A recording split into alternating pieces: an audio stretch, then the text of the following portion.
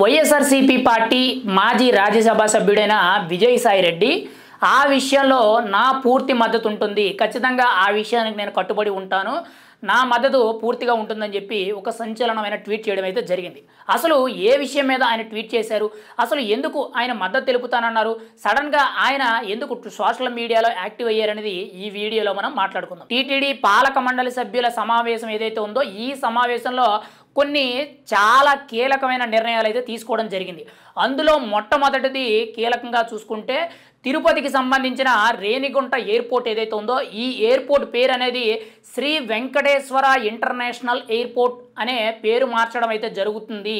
ముఖ్యంగా అలా పేరు మార్చాలని చెప్పి టీటీడీ పాలక మండలి సభ్యుల సమావేశంలో దీని మీద ఒక తుది నిర్ణయం తీసుకొని ఆల్రెడీ కేంద్ర పౌర విమానయాన శాఖ మంత్రిగా కేంద్ర మంత్రి రామ్మోహన్ నాయుడు గారికి ఆ శాఖ అధికారులు ఎవరైతే ఉంటారో వాళ్ళకి ఒక లెటర్ రూపంలో ఉత్తర్వులు అయితే జారీ చేయడం జరిగింది. అంటే రేణిగుంట విమానాశ్రయం ఏదైతే ఉందో తిరుపతి విమానాశ్రయం ఏదైతే ఉందో దానికి శ్రీ వెంకటేశ్వర ఇంటర్నేషనల్ ఎయిర్పోర్ట్ అనే పేరునైతే పెట్టాలి అని చెప్పి తిరుమల తిరుపతి నిర్ణయించడం జరిగింది.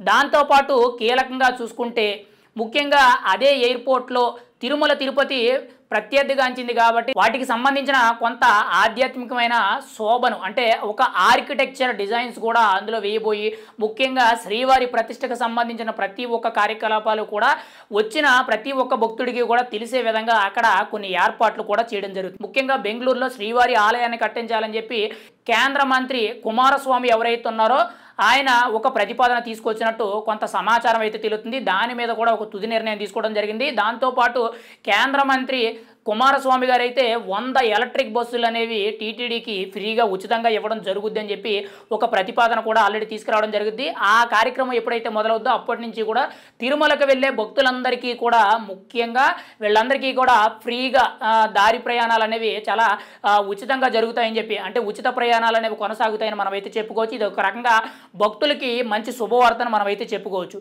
ఇలా కొన్ని కీలకమైన నిర్ణయాలు తీసుకురావడం జరిగింది. వాటితో పాటు ఇంకొక విషయం ఏంటంటే తిరుమల తిరుపతిలో ఇప్పటి వరకు కూడా నెయ్యి కల్తీ ఏదైతే జరిగిందో ఈ నెయ్యి కల్తీ అనేది ఇప్పటి వరకు కూడా ఇక్కడ లడ్డూలో వాడే నెయ్యే కానీ అక్కడ ఆహార పదార్థాలే కానీ తినే పదార్థాలే కానీ ఇంకోటి ఏదైనా కానీ వాటిని తనిఖీలు చేయడానికి సిఐఎస్ఆర్ అనే ఒక ల్యాబ్ని కేంద్ర ప్రభుత్వమే అక్కడైతే కొత్తగా నిర్మించబోతుంది. రాబోయే రోజుల్లో తిరుమల తిరుపతికి సంబంధించిన ఏ పదార్థాలు తనిఖీలు చేయాలన్నా కానీ ఏ పదార్థాలు ల్యాబ్లో టెస్టులు చేయాలన్నా కానీ అక్కడ తిరుమలలోనే ఒక ల్యాబ్ పరికరాలతో కూడిన ఒక కేంద్రాన్ని అయితే ఏర్పాటు చేయడం జరుగుతుంది. తాజాగా టీటీడీ పాలక మండలి సభ్యుల సమావేశంలో ఈ కీలక నిర్ణయాలు తీసుకోవడం జరిగింది. అందులో ముఖ్యంగా తిరుపతి ఎయిర్పోర్ట్ ఏదైతే ఉందో రేణిగుంట ఎయిర్పోర్టు ఆ ఎయిర్పోర్ట్కి శ్రీ వెంకటేశ్వర ఇంటర్నేషనల్ ఎయిర్పోర్ట్ అనే పేరు మార్చాలనే ప్రతిపాదన ఏదైతే ఉందో దాని మీద వైఎస్ఆర్సీపీ పార్టీ మాజీ ఎంపీ అయిన విజయసాయి రెడ్డి గారు అయితే తన సోషల్ మీడియా వేదికగా ఒక పోస్ట్ అయితే చేయడం జరిగింది.